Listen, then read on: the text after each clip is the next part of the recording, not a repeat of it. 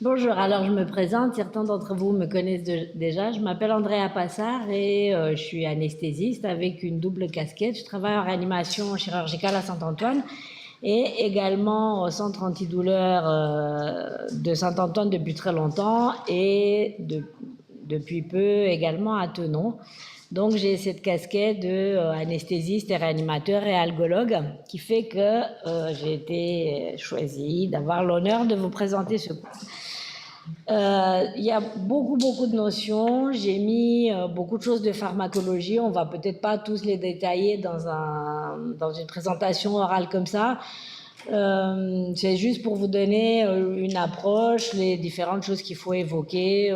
C'est des choses que vous rencontrez dans votre vie de tous les jours en réanimation et que probablement vous connaissez déjà pour la plupart.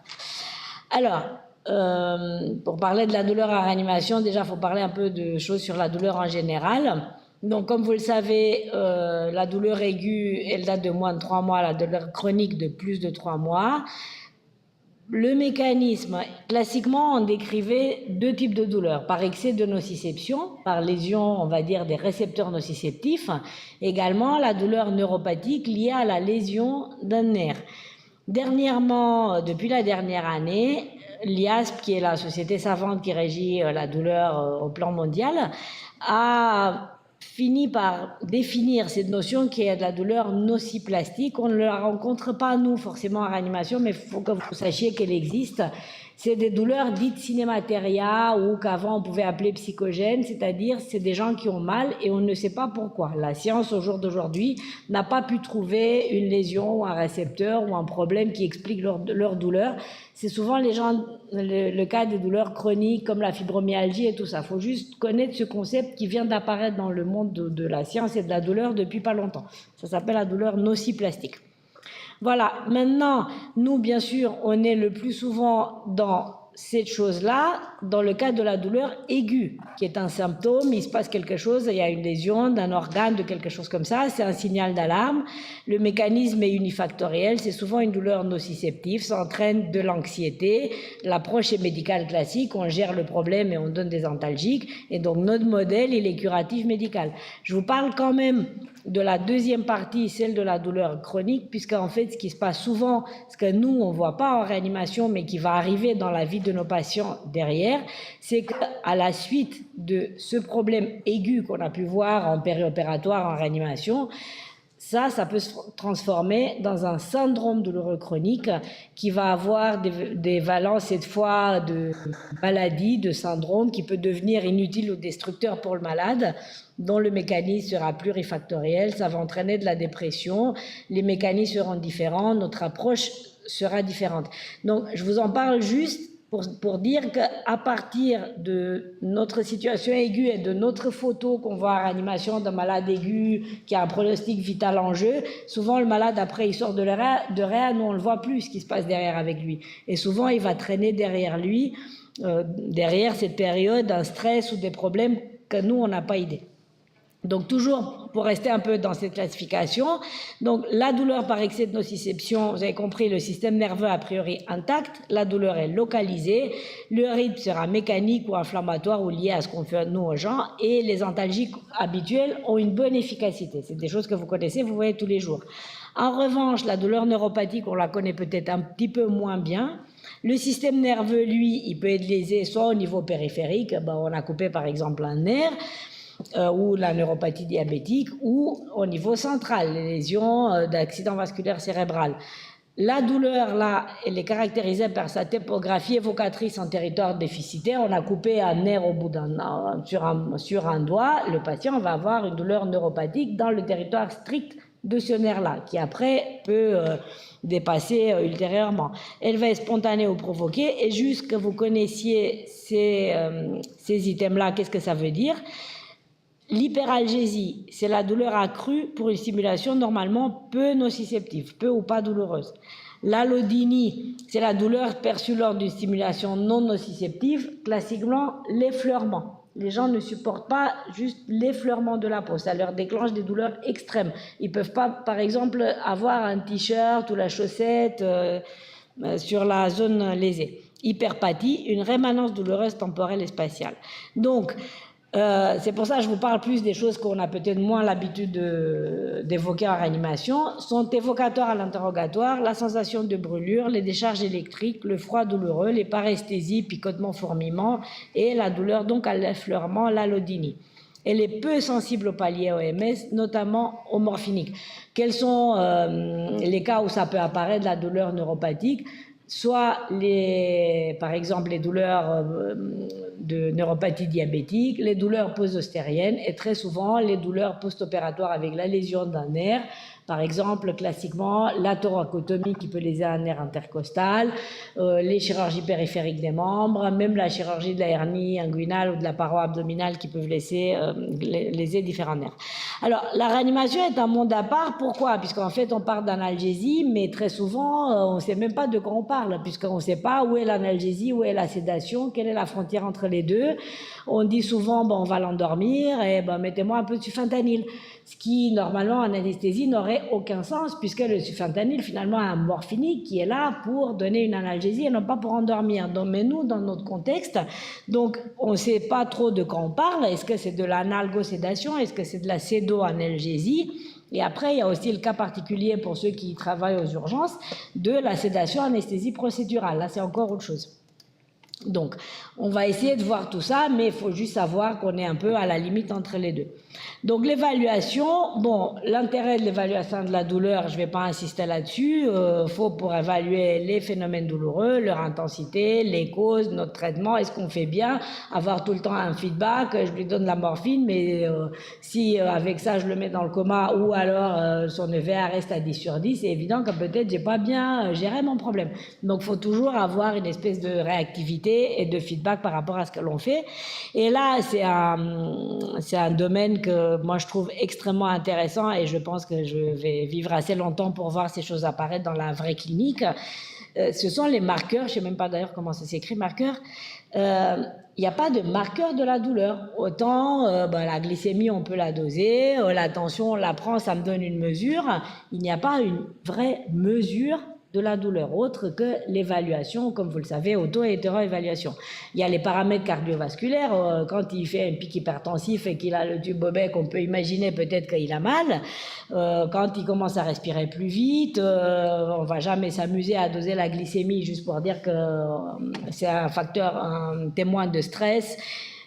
Nos patients sont peu communicants, mais le paysage change un petit peu et on voit apparaître dans les publications scientifiques et même dans le commerce et même dans certaines réanimations des devices, on va dire, des petits gadgets peut-être pour l'instant, mais on espère qu'un jour ou l'autre ça va avoir sa place et ça va nous apporter une réelle utilité de mesure de la douleur. Alors, il y a plusieurs... c'est pour ça que je vais insister sur les choses que vous connaissez peut-être pas, qui sont un peu nouvelles. Alors, l'ANI, analgésia nociception index, et beaucoup de ces choses-là marchent sur la variabilité. Je ne sais pas si vous savez ce que c'est la variabilité. La variabilité, c'est, vous savez que quand on inspire, on a le cœur qui bat plus vite. Quand on expire, on a le cœur qui bat moins vite. Ça, c'est la règle générale. Mais cependant, il y a des mathématiciens et des gens très malins qui ont inventé des algorithmes qui mesurent ça et la façon dont, à quel point la fréquence cardiaque va augmenter en inspiration, à quel point elle va baisser en expiration. Et c'est pas de la rigolade, puisque par exemple en pédiatrie, ces choses-là ont prouvé vraiment leur utilité. Et je sais pas si certains d'entre vous ont entendu parler du Prépulside, c'est un médicament qu'on donnait à tous les nourrissons pour empêcher le reflux. Eh bien, le Prépulside a été retiré du marché puisqu'il a été prouvé par des études de ce type-là de variabilité que ça a augmenté le risque de mort subite chez le nourrisson. Pour vous dire que c'est pas, ça prouve quelque part, ça nous donne une espèce d'approche mathématique de la balance entre les systèmes sympathiques et parasympathiques. C'est de ça que ça parle. Et donc, il y a des algorithmes qui ne sont pas connus, enfin qui n'ont pas été, eux, publiés, qu'on ne peut pas nous reproduire, mais ça marche par exemple comme le BIS. On sait ce que ça donne un chiffre, on ne sait pas l'algorithme mathématique qu'il y a derrière, mais on sait que ça marche. Donc avec l'ANI, c'est pareil. La SPI, Surgical Plethysmographic Index, ça ressemble à un capteur comme celui de saturation qui prend en considération plein de paramètres, la sueur sur la peau, la fréquence cardiaque, enfin l'oxygénation, plein plein de choses comme ça qui, là aussi, peut donner. Après, quand les gens dorment profondément, il y a des choses basées aussi sur la dilatation pupillaire. Et maintenant, il y a par exemple, lui, le NOL, il existe sur le marché, il se branche sur les Philips et sur les marquettes. C'est un petit, c'est un fil, quoi, avec un genre de plus gros capteur au bout du doigt qui mesure la douleur. Donc, toutes ces choses-là sont en train d'arriver vraiment sur le marché et on espère qu'un jour ou l'autre, surtout chez nos patients sédatés ou pas trop sédatés, ils pourront nous apporter le même type de choses. Donc, existe pour la mesure de la sédation. Celles-là, vous les connaissez déjà. Il y a le BIS qu'on utilise fréquemment en réanimation. Il y a d'autres mesures comme la NIR, c'est l'entropie qu'on utilise plus en anesthésie. Alors, l'évaluation, bon, je vais passer un peu rapidement. Ce sont des différents types d'échelles et autres que vous connaissez bien, que l'on a tous sur nos feuilles de surveillance en réanimation. Je vais juste en toucher un mot de chacun d'entre eux. Comme vous le savez, comme partout, la référence est l'auto-évaluation. C'est mieux que le malade dise lui-même s'il a mal ou pas, ou plutôt que de laisser le soignant décider pour lui s'il a mal ou pas. Cependant, les nôtres, malheureusement, en réanimation, ils ne peuvent pas s'exprimer parfois. Alors, les trois outils qu'on a pris du périopératoire, en fait, sont le VA, le VS et l'échelle numérique. Là, je vous ai mis un petit schéma avec les avantages et les désavantages de chacun d'entre eux. Sur toutes nos feuilles, c'est toujours écrit EVA, mais en fait, c'est jamais le VA qu'on fait vraiment, puisque le VA, c'est la réglette, elle va de 0 à 100. Et en fait, dans le meilleur des cas, on leur demande est-ce que vous avez mal à combien de 0 à 10, ou on met nous une note de ce qu'on pense, nous, à peu près que ça correspond à leur type de douleur. En tout cas, le VA serait le mieux, mais pour notre situation spécifique, c'est difficile à mettre en pratique vraiment. L'échelle numérique est facile et rapide, et le VA, c'est pas mal aussi. Alors, donc, pour les patients non communicants, pour différentes raisons, donc les choses sont relativement simples. Au jour d'aujourd'hui, en France, ce qui est recommandé pour les enfants, c'est l'échelle dite Evandel, où on prend toujours le même type d'item, l'expression, les grimaces, les mouvements, la façon dont ils se retirent ou pas quand on leur fait quelque chose. Le seuil de traitement pour l'Evandel, c'est plus de 4/15. Pour les vieillards, c'est à peu près exactement la même chose, c'est juste coté différemment. L'Algo Plus, le seuil de traitement, c'est 2/5. Et donc, pour la réanimation, on a différentes échelles. Alors, il y a la BPS, ça veut dire Behavioral Pain Scale. Donc, ça donne la même chose, l'expression faciale, les membres supérieurs, la compliance à la ventilation. Et avec le petit schéma que vous connaissez, avec la dame qui, elle, n'a pas de tube, et le monsieur, lui, qui a un tube dans la bouche, avec les mêmes choses, adaptées aux patients, ventilés ou pas. Il y a d'autres gens, plus les anglo-saxons, qui utilisent ces items-là, mais voyez, à la fin, c'est toujours les mêmes choses. Expression faciale, mouvement du corps, tension des muscles, compliance au ventilateur, c'est à peu près la même chose. Après, on passe, là, pour le coup, dans des échelles plus de sédation. Donc, certaines échelles vont être pour l'analgésie, les autres pour la sédation, et il y en a qui vont être communes, puisque finalement, à la fin, on ne sait pas trop ce qu'on mesure. Il y a des items qui se recoupent d'une à l'autre échelle. Donc, la Richmond dite la race, et là, le problème, c'est que c'est un petit peu confondant. Donc, pour la race, que beaucoup d'entre nous utilisent tous les jours, le niveau 0, ça veut dire alerte et calme. Plus ça va vers le haut, plus le malade va être agité. Plus ça va vers le bas, plus le malade va être dans le coma. Mais enfin, on va dire que l'endroit souhaité, il est à 0. Et vers le haut, il est agité. Au contraire, la Ramsay, voyez-vous, c'est le contraire. C'est-à-dire ça va dans l'autre sens. C'est le 1 qui est agité et anxieux, et plus ça va vers le haut, plus c'est dans le coma. Donc, la race, je ne sais pas comment je vais en arrière, la race, vous voyez, il était comateux à -5 et bien à 0, alors que la Ramsay, il est pas mal à 1 et comateux à 6. Donc, il faut bien se mettre dans la tête laquelle on utilise. Et puis, bien évidemment, quelque part, peu importe ce qu'on utilise comme échelle, du moment qu'elle est validée, du moment qu'on la connaît et que tout le monde utilise la même chose et qu'on sait de quoi on parle. Et là, il y a une échelle qui est une échelle française qui mélange des items des deux et des échelles de sédation et des échelles d'analgésie. Ça veut dire adaptation à l'environnement de la réanimation. Maintenant, pour l'épidémiologie, vous vous doutez bien, elle est absolument catastrophique. 63%, donc ça c'est il y a peu d'études, enfin c'est difficile comme vous vous doutez bien, de mesurer vraiment que la douleur en réanimation avec tout ce qui se passe autour et cet environnement extrêmement complexe. En tout cas, dans cette étude de lauréat de 2009, eh bien, 3/4 de nos patients ou 2/3 ont des douleurs importantes, 30% ont mal tout le temps et 80% ont mal quand on leur fait quelque chose. Et quand je dis quelque chose, ça peut être déjà l'aspiration. L'aspiration, pour un peu qu'on les aspire toutes les heures, vous voyez un peu ce que ça peut donner. C'est hallucinant, enfin c'est absolument catastrophique. Voilà. Et donc 50 à 90% d'entre eux sont sous sédation analgésie. Et là encore quelque chose d'assez catastrophique. La posologie est complètement empirique. On n'a pas ou peu d'outils qui nous disent vraiment qu'est-ce que ça me fait si je passe de 10 à 20 Sufenta ou de 10 à 15 de diprivant. C'est très difficile et extrêmement difficile à évaluer. La prescription spécifique d'antalgique, là aussi malheureusement, elle est faite qu'à un tiers des cas, avant le geste. C'est-à-dire qu'il y a une prescription qui dit faites donc un bolus de morphine avant, je sais pas moi, l'aspiration ou le soin ou le nursing, ou etc. Bon, alors la stratégie, qu'est-ce qu'on peut faire contre tout ça? On n'a pas une stratégie de réanimation, on a pris le modèle du périopératoire qui est celui d'une analgésie balancée, c'est-à-dire de balancer les effets positifs et négatifs de plusieurs classes thérapeutiques et multimodales, d'associer plusieurs types de molécules, de méthodes, etc., pour qu'à la fin, on se retrouve avec un maximum de bénéfices et un minimum d'effets secondaires. Voilà, ça, ce serait l'anesthésie balancée, ça, ce serait l'anesthésie multimodale, et l'effet, c'est une synergie, c'est-à-dire additif, ça veut dire A plus A égale 2A, synergique, ce serait A plus A égale plus que 2A, 3A, 5A, enfin, on aimerait bien que ça soit comme ça. Donc, et aussi, il faut prendre en considération à la fin que finalement, la douleur en réanimation, si la prise en charge est insuffisante, eh ben, on se retrouve dans des situations de stress métabolique, complications, agitation.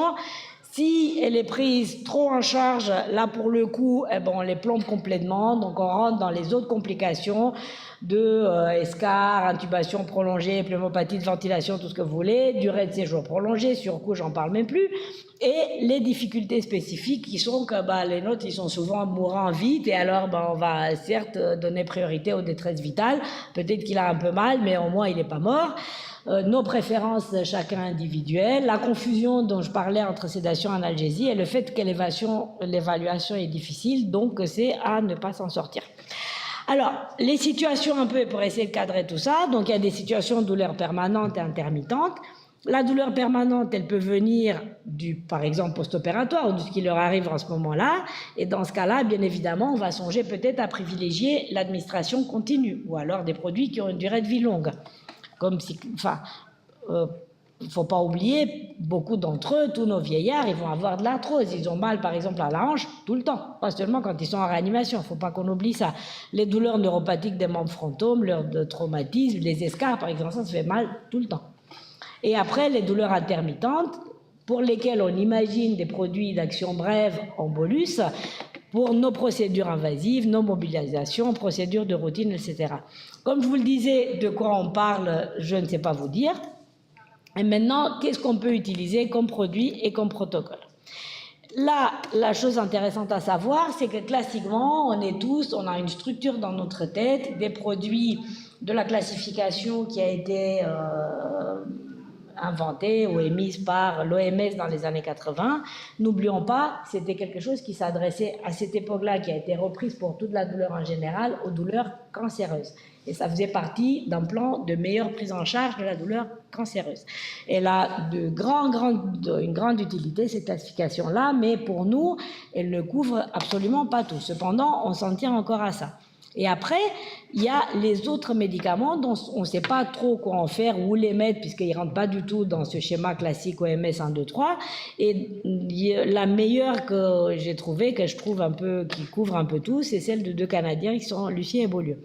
Donc, ceux-là, vous les connaissez. Je vous ai mis des notions pharmacologiques quand même là-dedans. Je ne vais pas m'arrêter sur tout, juste sur les choses peut-être intéressantes. Donc, les classes OMS 1, 2, 3... Dans la classe 1, il y a le paracétamol, les INS. On met aussi le Nefopam qui est là comme type d'action, il serait dans la classe 1, comme puissance, il serait dans la classe 2.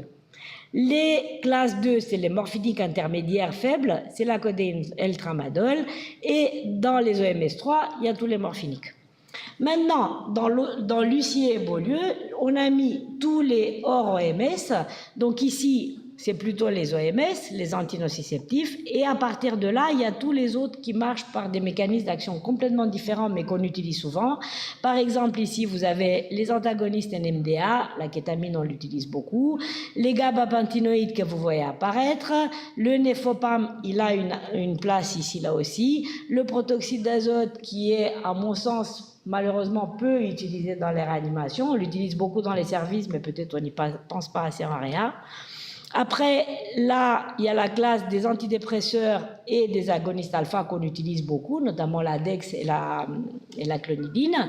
Les anesthésiques locaux, la capsaïcine, enfin voilà, c'est une autre classification. Bon, pour repartir sur l'OMS, le paracétamol, je ne vous en parle même plus. La seule chose que j'ai à vous dire, c'est que, en tout cas à la PHP, le paracétamol Pérose ne coûte rien. Et en IV, il coûte de l'ordre de 20 € par jour minimum. Ça peut aller même plus que ça selon qui nous le donne. Donc voilà, c'est un très bon médicament. Surtout, il ne faut pas oublier qu'il a un délai d'action lui aussi et que la prescription, comme toute prescription pour la douleur systématique 4 fois par jour, n'a de sens que si on le fait avant les gestes douloureux, ou alors il ne faut pas qu'on oublie. 3 fois par jour, c'est pas très malin puisque son effet ne dure que 6 heures. Voilà, donc l'idée c'est de ne pas oublier que ça apporte beaucoup plus de bénéfices si on anticipe la douleur, si on court, on va dire, devant que derrière, et que son effet ne dure que 6 heures. Alors, les INS, eh bien, je ne sais pas trop quoi vous dire des INS. Ma position personnelle est assez claire. Je pense qu'ils n'ont franchement pas leur place en réanimation. Mais bon, ils sont anti-inflammatoires, antalgiques, antipyrétiques, ils inhibent l'agrégation plaquettaire de manière réversible, ils ferment le canal artériel et donc leur mécanisme d'action passe par les prostaglandines. Ils ont énormément d'effets indésirables, notamment gastro-intestinaux, cardiovasculaires, rénovasculaires, hypersensibilité. En gros, vu qu'on ne peut pas les donner dès qu'on a le moindre risque d'ulcère, d'insuffisance rénale, qu'on est un peu vieux, qu'on est un peu asthmatique, et maintenant il y a le Covid qui s'est rajouté par-dessus. Sincèrement, c'est un bon produit, ça marche très bien, mais je ne sais pas si on peut l'utiliser en réanimation. On a beaucoup parlé, enfin je suis obligée de le mettre là sur ces diapos, de l'implication des anti-inflammatoires dans le Covid. On a tous vu nos premiers malades arriver, tous ceux qu'on a intubés le 15 mars. Le SAMU disait, il est pareil, il est hypertendu, il a pris des INS. Ils étaient vraiment tous comme ça, on l'a tous vécu. Derrière, il y a plein d'études qui sont sorties qui ont dit que ce n'est pas du tout le cas, que ça n'avait rien à voir. Même au contraire, maintenant, on nous dit qu'il faut les mettre sous corticoïdes. Donc, je ne sais pas quoi vous dire. Voilà, je pense qu'il n'y a pas la réponse. Officiellement, la réponse des études que l'on a eues dernièrement, c'est qu'il n'y a pas a priori de risque accru lié au Covid, ni de développer la maladie, ni de développer une forme grave au jour d'aujourd'hui. C'est la réponse des sociétés savantes. Voilà. Maintenant, on l'utilise beaucoup en périopératoire. Il y a 2 molécules qu'on peut utiliser en intraveineux. En France, on a kétoprophène. Les recommandations sont simples. En IV, pas plus de 48 heures. En Pérose, pas plus de 5 jours, et conforme à tout ce que je vous ai dit, l'utilisation en réanimation est limitée. En revanche, je voulais juste vous parler d'une leçon d'histoire, ça n'a rien à voir puisqu'on l'utilise encore moins, mais juste que vous sachiez comment ça s'est passé, vous connaissez peut-être l'histoire. Donc ces anti-inflammatoires, ils marchent par des enzymes qui s'appellent les cyclooxygénases, et à un moment donné, on a compris que la cyclooxygénase 1, la COX-1 ou 1, avait un effet important sur l'épithélium gastrique et donc ça donnait beaucoup d'ulcération, l'estomac, les anti-inflammatoires qui marchaient par ce biais-là. Et donc on a essayé de développer des anti-inflammatoires spécifiques qui marchent sur les autres cyclooxygénases qui ne se trouvaient pas dans l'épithélium gastrique. Donc il y a eu, on était hyper contents, tout le monde avait ces produits-là, c'était le Vioxx, à l'époque il s'appelait en France, jusqu'à, en fait, par hasard, on s'aperçoit, on essayait de le donner dans d'autres indications, d'élargir l'indication, que en fait, il était très prothrombogène et on s'est rendu compte que peut-être ça protégeait l'estomac, ça donnait pas d'ulcère à l'estomac, mais en fait, ça faisait mourir d'infarctus du myocarde puisque ça bouchait les vaisseaux. Et donc, maintenant, il y a un petit peu de marche arrière par rapport à ça. On les a tous sortis du marché. Après, maintenant, depuis quelques années, on est en train de dire que peut-être c'est pas si dangereux que ça. Si on respecte bien les contre-indications, peut-être qu'ils auraient une place. Voilà, juste savoir qu'ils existent et pour l'instant, ils sont pas trop à la mode. Ils risquent de revenir dans les années qui viennent. Maintenant, le Nefopam, lui, il est sympathique comme mécanisme d'action. Il est rien du tout de ce que l'on connaît. C'est une bézoxazocine et là, il agit au niveau central, au niveau de la synapse. Ce qu'on ne sait pas, c'est qu'il a un super effet anti-frisson. On l'utilise peu dans cette indication-là, mais il marche très bien. Et ce qu'on sait, c'est qu'il a un effet anticholinergique. Il agit un peu comme l'atropine, c'est-à-dire il accélère le cœur. C'est pour ça qu'on ne le donne pas aux malades qui risquent d'avoir, qui sont coronariens ou qui auraient des problèmes à ce qu'on leur accélère le cœur. Il peut bloquer chez les messieurs au niveau de la prostate et il peut bloquer l'œil quand on a un glaucome. Donc, il ne faut pas le donner. C'est vraiment comme la... Alors, en réa, on a l'habitude de le mettre en seringue électrique, puisqu'on a beaucoup de seringues électriques, c'est facile. Donc, la dose, c'est de 6 ampoules par jour. En salle, le problème, c'est qu'il est assez mal toléré, puisque, comme vous le savez, il donne des sueurs, des vomissements, etc. Mais tous ces effets secondaires sont moindres si on le donne par la bouche. Et en fait, même s'il n'y a pas d'AMM par voie orale, il marche très bien, il a une très bonne biodisponibilité. Donc, on peut le prendre par la bouche et il y aurait moins d'effets secondaires. La codéine, c'est un médicament qu'en fait, on ne donne jamais en réanimation ou très rarement parce qu'il n'y a pas de forme IV. La codéine, c'est juste un agonisme morphinique pur. D'ailleurs, elle est métabolisée en morphine. C'est un grand antitussif. Autant le tramadol, il a plus d'effets digestifs, la codéine, elle a plus d'effets respiratoires. Donc, on ne va jamais la donner quand il s'agit d'insuffisance respiratoire ou autre. Mais c'est vrai que c'est un médicament auquel on n'y pense pas du tout en réanimation, puisqu'il n'y a pas de voie IV. Il faut savoir qu'il y a une alerte de toutes les agences du médicament.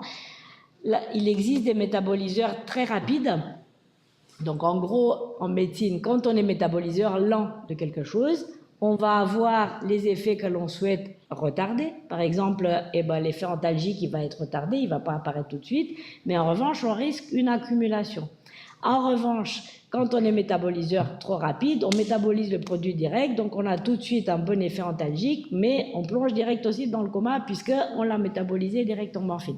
Raison pour laquelle elle ne se donne plus chez les enfants et d'ailleurs, on la donne de moins en moins elle aussi. Tramadol. Alors, le tramadol, il a des fans et il a un grand club de fans et il a un grand club de anti-fans.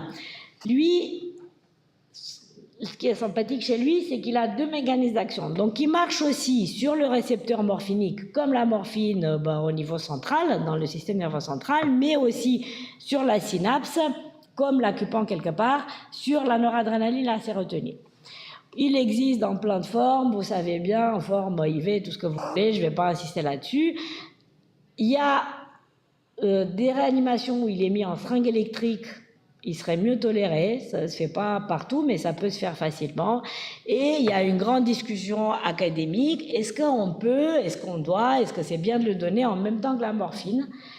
Les études sont contradictoires, il serait plutôt contre ne pas le faire parce que, vous comprenez, on imagine ce tramadol qui va se mettre sur le récepteur morphinique, qui va le bloquer, tout en pas marchant aussi bien sur lui, et donc la pauvre morphine, elle ne peut plus venir se mettre dessus.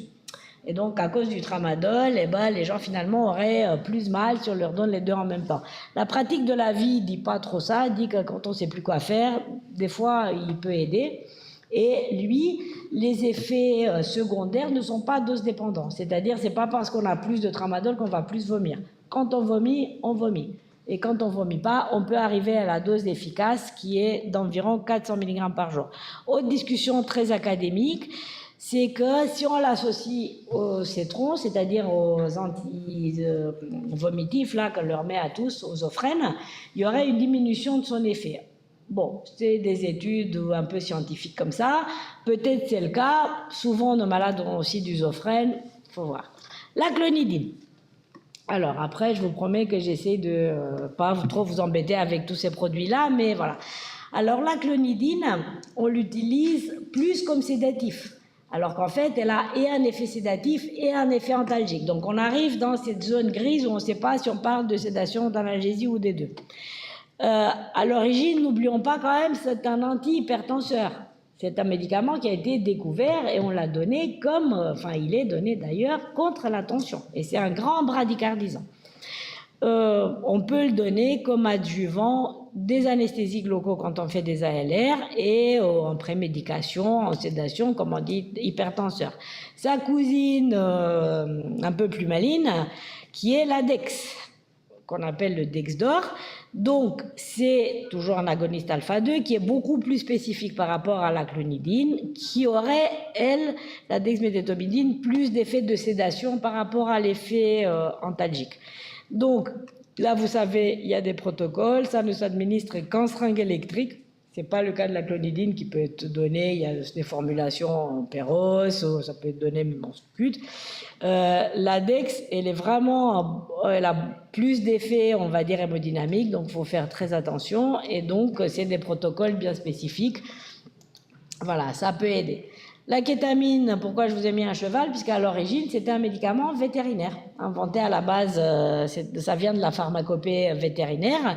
C'est un super médicament, mais qu'il faut bien savoir comment on l'utilise. Donc, c'est un hypnotique analgésique puissant, ça agit par les récepteurs NMDA, mais les indications sont différentes. Il y a un grand intérêt comme anesthésique. C'est-à-dire, c'est pratiquement le seul médicament anesthésique qui maintient l'hémodynamique et ne casse pas ou peu la ventilation spontanée. Raison pour laquelle on le fait quand on est obligé d'endormir des gens en grande catastrophe, comme les grands polytraumatisés de la route, les tamponnades, des trucs comme ça. Qu'est-ce qu'on fait? On fait de la kétamine. C'est le seul médicament qui maintient un peu la tension, vraiment. À dose très faible, de l'ordre de 0,15 jusqu'à 0,5 mg/kg. Là, c'est juste un effet sur les récepteurs NMDA et ça va, en fait, c'est le seul médicament qui a été prouvé qui va empêcher la chronicisation des douleurs, qui peut marcher sur la douleur neuropathique. À partir de là, il y a tout un tas de protocoles. On peut l'utiliser en seringue électrique, en réanimation, dans les douleurs neuropathiques rebelles, dans la prévention de la chronicisation de la douleur. Et maintenant, je ne l'ai pas mis puisque ça sort de notre sphère d'intérêt, mais il est très utilisé actuellement en psychiatrie. Et d'ailleurs, vous allez voir souvent maintenant des protocoles proposés par nos confrères les psychiatres. Et quand on est des malades, on dit elle ne veut pas se réveiller. Ou nous, on a arrêté le diprivant depuis 2 mois et la personne ne se réveille toujours pas. Et on se demande des fois, est-ce que c'est juste qu'il a fait un coma anoxique et ne va jamais se réveiller, ou est-ce que c'est juste une catatonie, on ne sait pas, ou une dépression très grave. Et maintenant, il y a des protocoles de traitement de la dépression grave mélancolique de la kétamine par nos confrères psychiatres. Alors, les corticoïdes, là, on est d'accord que je vous parle des corticoïdes en tant qu'analgésiques. C'est de ça qu'on parle. Est-ce qu'il y a un intérêt des corticoïdes en tant qu'analgésiques? En réanimation, non. Mais en anesthésie, il a été prouvé que ça peut avoir un intérêt. Ça diminue les scores de douleur au repos, au mouvement, la douleur oropharyngée liée à l'intubation. Ça peut être un bon adjuvant d'anesthésie locaux. Ce qui est certain aussi, c'est que ça prévient les nausées et les vomissements. Il n'y a pas d'effet probablement délétère sur les infections post-opératoires.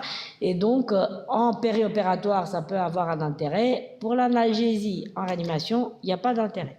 La xylo.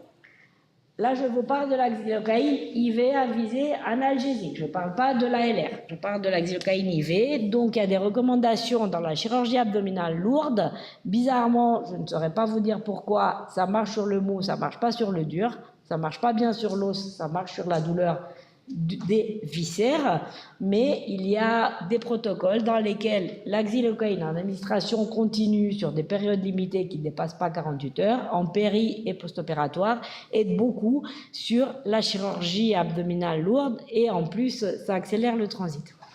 On arrive maintenant aux médicaments à visée neuropathique. Je ne vais pas tous vous les faire, mais vous voyez bien tous que des fois, quand on ne sait plus quoi faire, on essaye de mettre en route différentes autres molécules qui peuvent nous aider. Alors, en gros, Par voie générale, il y a quelques types de produits. Il y a les antiépileptiques, et là-dedans, on a surtout les gabapentinoïdes, qui sont le Lyrica et le Neurontin, et les antidépresseurs. Maintenant, il faut comprendre une chose, ces médicaments-là ne marchent pas tout de suite. Dans la douleur, pour que ça marche, il faut leur laisser le temps d'agir. Les antidépresseurs, c'est 15 jours. Les antiépileptiques, peut-être un petit peu moins, mais il ne faut pas s'attendre à ce que la douleur, quelle qu'elle soit neuropathique ou autre, réagisse tout de suite à notre comprimé de Neurontin qu'on va leur donner. De deux, pour qu'ils n'aient pas beaucoup d'effets secondaires, il faut qu'ils soient donnés progressivement, à dose progressivement augmentée. De trois, il n'existe que Péros. Le seul qui existe par voie IV, et heureusement pour nous aussi en gouttes, et qui peut beaucoup nous aider dans ce sens-là, c'est le Laroxyl. Voilà, et les traitements locaux qu'on utilise très peu finalement en réanimation, c'est l'EMLA. Vous voyez, si on avait affaire à des enfants, peut-être on y songerait plus. L'EMLA chez les enfants, on l'utilise beaucoup en pédiatrie, finalement assez peu en réanimation. Et le Versatis, c'est un emplâtre de xylocaïne, jamais on le met en réa, d'ailleurs il n'a pas l'AMM, c'est juste de la xylo en patch. Ça marche un peu moins bien que l'EMLA, mais ça marche très très bien. On le met sur une zone dans laquelle on sait qu'on va mettre un drain ou une artère ou autre, mais ce n'est pas du tout l'indication officielle. Bon, maintenant, quelques mots sur les morphiniques. Je vais passer assez vite sur la morphine. Alors, clairement, ça vous le savez, la morphine, c'est le gold standard, comme on dit, et les mots-clés sont titration et protocole. La titration, je vous ai mis la titration, les protocoles habituels, tout le monde les connaît, de la titration, avec les limites que ça peut avoir. Les outils d'évaluation, voilà, je ne vais pas insister là-dessus, tout le monde les connaît, le S pour la sédation, le R pour le... Je vais vous parler peut-être un peu des autres molécules. Alors, il y a le sufentanil, qu'on utilise, nous, en seringue électrique, n'est-ce pas, en réanimation, à des doses extrêmement variables et un peu pifométriques. Les schémas classiques des morphiniques sont variables. Il y a maintenant l'oxycodone qui est de plus en plus utilisé. Alors, le laboratoire, quand il l'a sorti, il l'a positionné comme mieux toléré chez le vieillard, mieux chez l'insuffisance rénale. Donc avec ça, ils ont essayé d'avoir une bonne partie du marché, puisque vous imaginez bien que par rapport à un médicament qu'on connaît depuis 2000 ans et qui est plutôt pas cher du tout, c'était difficile de se positionner, mais ils ont peut-être certainement un avantage. En gros, la règle, c'est que Péros, 1 mg d'oxycodone égale 2 mg de morphine, IV, c'est 1 pour 1,5, ou 1 pour 1 des fois. Juste, je vous parle de ces produits-là. Pour l'instant, ils n'ont pas trop leur place en réanimation, mais ça ne sera tardé à mon avis. Donc, c'est le fentanyl avec ses deux formes de présentation. Le fentanyl, en dehors de la forme par voie IV qui est utilisée en anesthésie et qui était utilisée il y a encore quelques années beaucoup en réanimation, il y a ces deux présentations-là, le durogésique en patch et les produits à durée d'action très rapide. Donc le durogésique, ce sont des patchs, ça existe à partir de 12,5 gamma. Ce n'est pas le sujet de ce topo d'aujourd'hui, je ne vous ai pas fait les équivalences. En gros, le 12,5, ça correspond à environ même pas 40 mg de morphine par jour. C'est à peu près ça. J'insiste juste sur un fait. Quand quelqu'un a un patch de durogésique, souvenez-vous d'une chose, quand on enlève le patch de durogésique, son effet perdure 12 heures. Pareil, quand on le met, l'effet n'apparaîtra qu'au bout de 12 heures. Donc, quand on fait une rotation morphinique et on vous dit, on lui enlève le patch de durogésique et on va lui mettre de la morphine, souvenez-vous, l'effet est rémanent pendant 12 heures. Il y a aussi des choses iontophoриques, il y a des choses sur lesquelles on peut appuyer tout ça. Et donc, il y a ces produits-là qui peuvent éventuellement avoir un intérêt chez des malades un peu réveillés, pour lesquels on n'a plus de voix d'abord, etc. Ce sont les produits de fentanyl à délai d'action extrêmement rapide. Donc, ces produits-là, ce sont ce qu'on connaît dans le cancer. Ils sont utilisés, ils ont l'AMM pour la douleur cancéreuse paroxystique, pour ce qu'ils s'appellent les ADP. Ils marchent très vite, en gros, au bout de 10 minutes. Ils durent 30 minutes à 1 heure. Donc peut-être que pour certains de nos patients, d'ailleurs ils sont utilisés, qui ont peut-être plus de voix d'abord, on ne veut plus les titrer et tout ça, on peut avant un soin, au lieu de leur faire une morphine sous-cute, on pourrait peut-être leur faire un petit comprimé d'Abstral ou une sucette d'Actic ou un peu de Pecfen dans le nez ou des choses comme ça. C'est des choses qui sont en train d'arriver dans le paysage de la réanimation. Et aussi lui, je ne sais pas si vous le connaissez, lui c'est le sufentanil en pseudo-PCA. Donc lui, c'est du sufentanil en sous-lingual.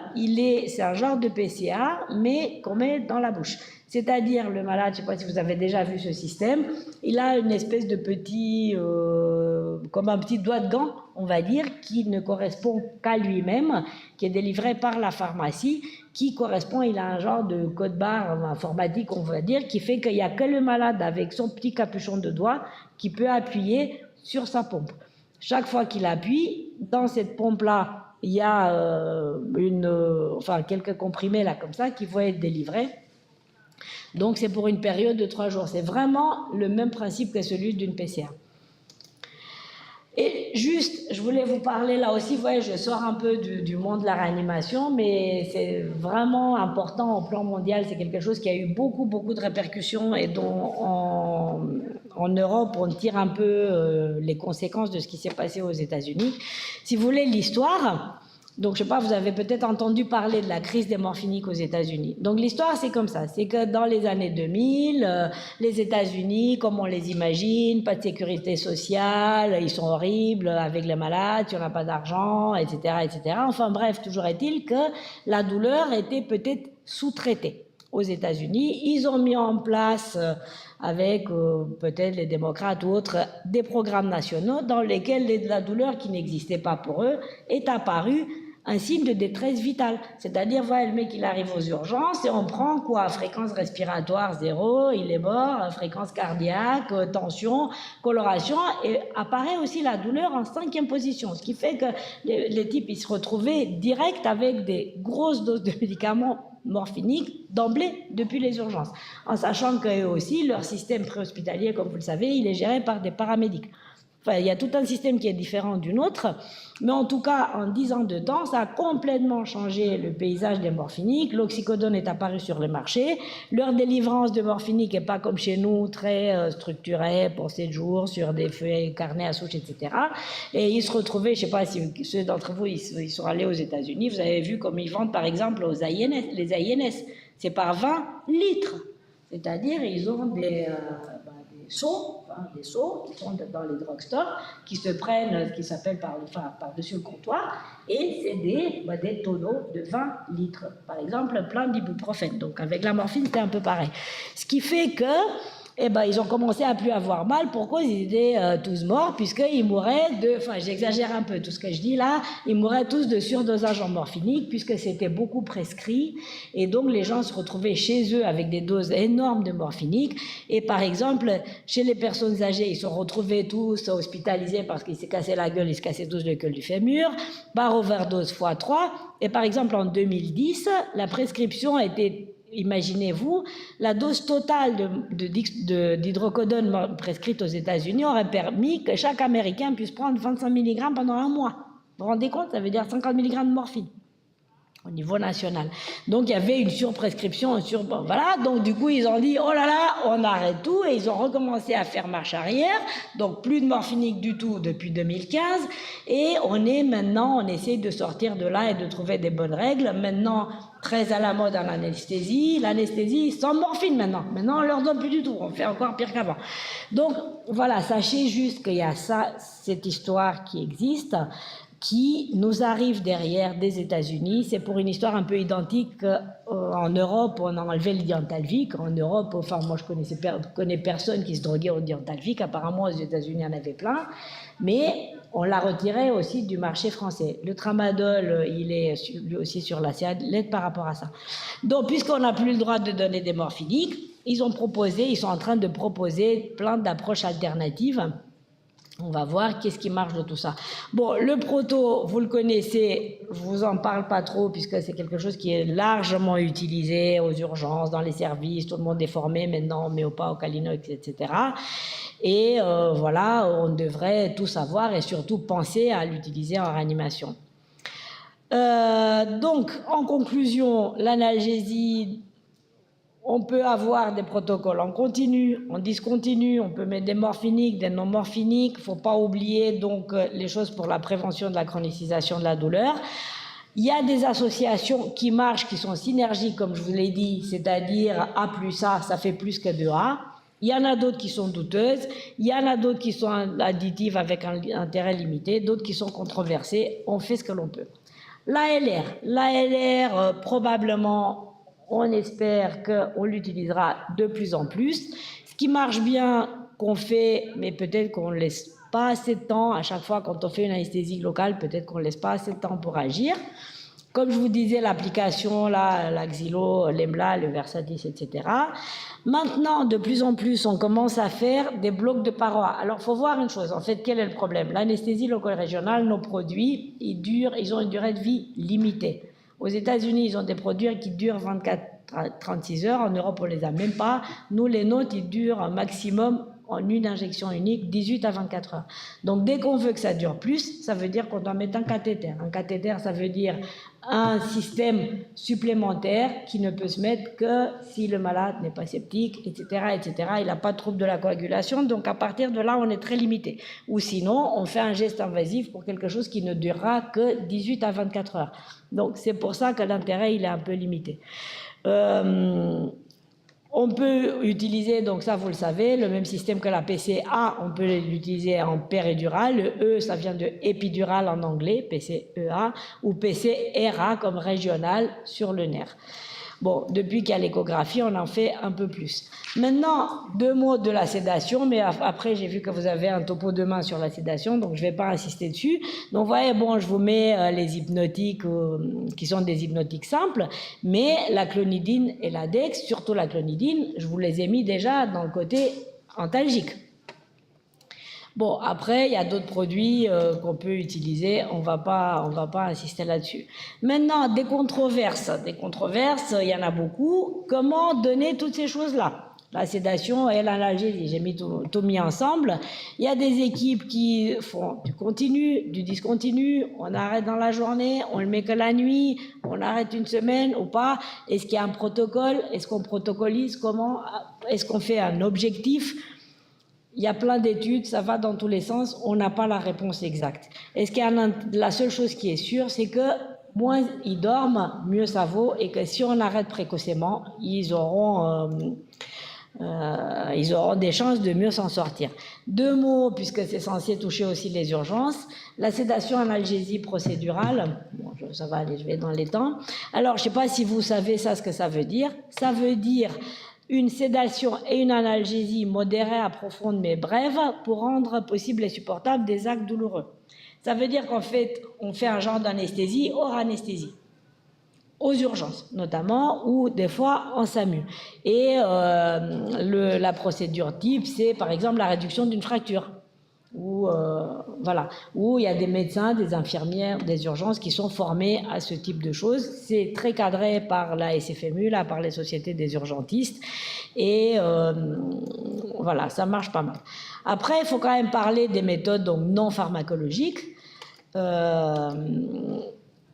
Il y a des études, c'est pas juste de la rigolade, et il a été prouvé que l'approche comportementale, rassurante, des techniques de relaxation, d'auto-hypnose, tout ça, je vais pas les détailler, ça améliore franchement les scores de douleur. Voilà, ça je vous ai mis juste un petit exemple. Après, il y a tout ce qui a à voir avec le support émotionnel, et je dis bien que je parle de ces choses-là dans le cadre de la douleur. On met la photo de son gamin au malade de réanimation, il va vous dire que le VA est à 3 au lieu de 5. Enfin, j'exagère, mais c'est un peu le principe. Donc, tout ce qui est musique, leur permettre d'avoir leur musique à eux, leur iPad, des objets familiers, des horaires élargis, des moyens de communication. La grande chose maintenant, les animaux de compagnie. Voilà, tout ça, ça peut aider et donc tous les projets maintenant et tous les programmes qui sont en cours pour mieux vivre votre réanimation et donc des choses qu'on essayait de faire à Saint-Antoine, qu'on fait peut-être un peu moins, on le fait quand on est en nombre. Voilà, je profite pour faire un peu de publicité pour nous. On fait des sorties thérapeutiques dans le jardin de l'hôpital. Bon, malheureusement, on l'a plus. Ils font de travaux, ils ont coupé tous les arbres, mais on essayait de sortir les patients dès qu'ils étaient, on avait un peu de temps et qu'ils avaient un peu un œil ouvert, qu'il fait chaud dehors, on les sort dans le jardin, qui regardent un peu le soleil, les étoiles, avec leur famille, un casque de réalité virtuelle avec des petits poissons, tout ça, la gentillesse des infirmières, les nuisances sonores. L'essai de diminuer les nuisances sonores et donc les animaux de compagnie. On a eu un grand succès franc d'un petit chien qu'on a apporté à une dame qu'on avait en réanimation depuis 2 ans. Ça, c'était il y a un moment déjà. Question, est-ce que vous pensez qu'on ne traite pas assez la douleur de nos patients? Donc déjà la question, est-ce que c'est vrai? Oligoanalgésie, c'est-à-dire on ne leur donne pas assez de médicaments pour la douleur, et si c'est le cas, pourquoi et d'où ça viendrait? Donc ça, c'est en fait des questions, je n'ai pas la réponse, j'espère que c'est pas vrai, je ne pense pas qu'on a forcément une trop oligoanalgésie. Est-ce qu'on n'est pas assez à l'écoute? Est-ce qu'on ne connaît pas assez bien nos produits? Est-ce qu'on a peur des effets secondaires? Est-ce que c'est vrai que si on leur fait de la morphine, ils auront plus mal au ventre, on ne va pas voir qu'ils ont une péritonite? Est-ce qu'on n'a pas assez appris là-dessus?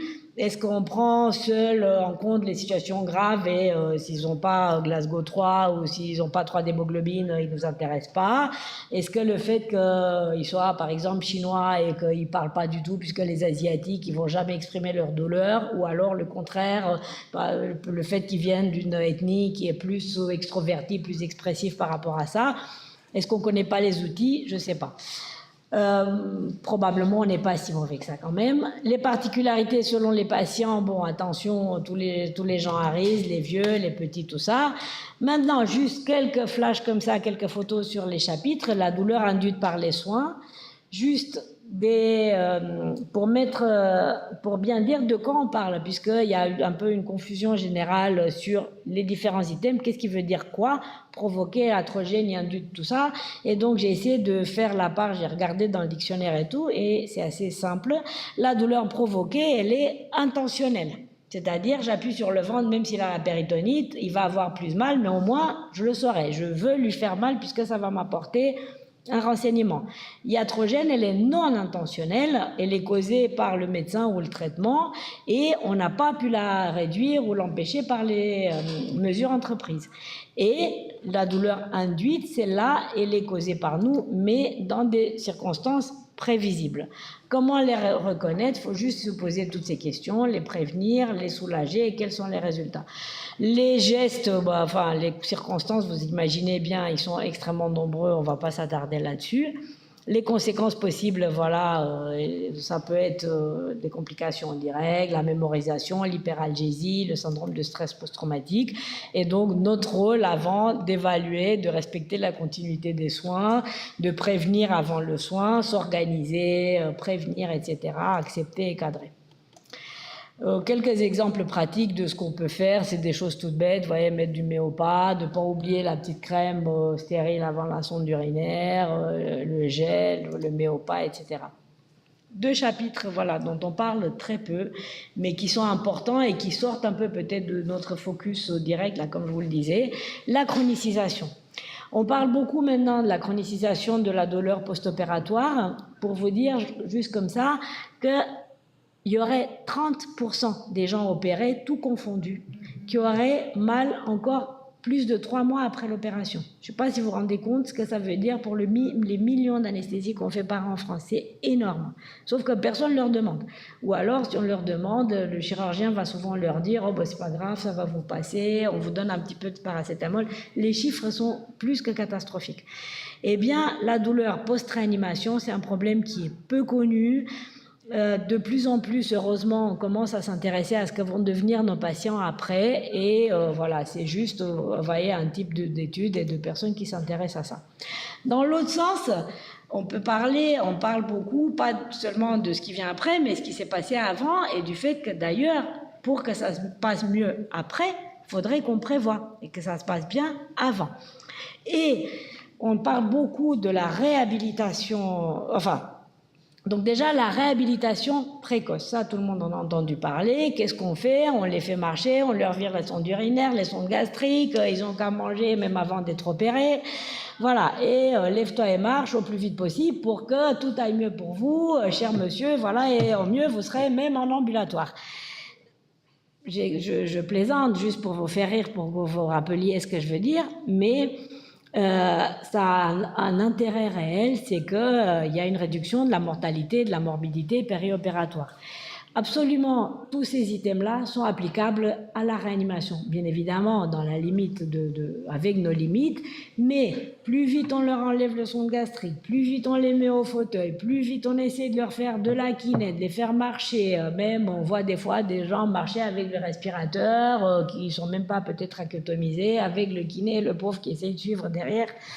Enfin, toutes ces choses-là, c'est de la réhabilitation précoce et d'ailleurs on voit que beaucoup des patients qu'avant on avait en réanimation n'arrivent même plus en réanimation et il y a ces structures intermédiaires de soins post-opératoires ou continus comme vous voulez qui vont même plus peut-être arriver en réanimation, ils vont s'arrêter à la porte et ils vont être dans des endroits où ils auront peut-être des toilettes dans la chambre, enfin c'est ce dont on rêve, des endroits un peu plus adaptés qui soient un peu à mi-chemin entre la salle et la réanimation, où ils peuvent venir avant ou après la réanimation, ou justement s'arrêter avant pour pas qu'ils arrivent en réanimation. Et dans le même sens, en anticipant encore plus, je suis obligée bien sûr de vous parler de la préhabilitation. Alors on anticipe rarement notre arrivée en réa, mais enfin quand même quand on sait qu'on va avoir une grosse chirurgie, ça c'est le cas. Et donc maintenant on ne parle pas seulement de la réhabilitation précoce, mais de la préhabilitation. Dans le meilleur des cas, il ferait tout pour même pas se faire opérer si vous voulez. Par exemple, il s'agit des choses que l'on fait spontanément, qu'ils arrêtent de fumer, qu'ils fassent de la kiné respiratoire avant, qu'ils équilibrent leur chiffre tensionnel, le diabète, qu'ils se renourrissent, etc. Ça, on dit des fois. Nous, à Saint-Antoine, on est un peu branché renutrition. Bon, on dit, on est désolé, on ne vous l'opère pas avant qu'il ait repris 5 kilos ou qu'il ait remonté sa phosphatémie à temps. Parce que c'est clair qu'ils seront en meilleure forme. Et alors, ce qui est très drôle, c'est que les études qui ont prouvé que ça marche, elles marchent là où, à la limite, on n'aurait même plus besoin de le faire. Par exemple, la bonne kiné sur le quadriceps dans la chirurgie du genou a prouvé des super résultats dans la prothèse du genou. Mais bon, voilà. Ce qui marche aussi très bien, c'est de montrer aux gens ce qui va leur arriver. Et ça a été prouvé en chirurgie cardiaque. Rien que le fait de les amener, de leur montrer l'AREA, de leur dire voilà, ne vous étonnez pas, vous aurez 15 000 drains partout, vous verrez juste le plafond, ça va sonner dans tous les sens, et ça va pas durer longtemps, on va vous extuber rapidement, vous pourrez pas parler, vous aurez un tube dans la bouche qui va vous empêcher de parler. Rien que ça, de prévenir les gens, de leur dire à quoi s'attendre, de leur faire visiter les locaux et de leur dire que vous verrez que le plafond pendant 2 jours, ça aide beaucoup au meilleur vécu. Et alors, encore une chose importante, la tolérabilité de ce que leur fait, vous voyez, c'est une vieille étude, et là, quand on regarde ça, on comprend pourquoi certaines personnes ne veulent même pas de notre morphine. Par exemple, nausées, 53% des dames ont des nausées de la morphine, avec les morphiniques. Vomissements, pareil, 1/3 des dames vomissent. La sédation, elle baisse un peu avec la péridurale. Le prurite, la rétention aiguë d'urine. Toutes ces choses-là, souvent, ça donne un tel inconfort à nos patients que souvent, en fait, ils préfèrent avoir mal qu'avoir toutes ces choses-là. Bon, voilà, écoutez, j'ai réussi à rentrer dans mon heure d'intervention, donc j'attends vos questions.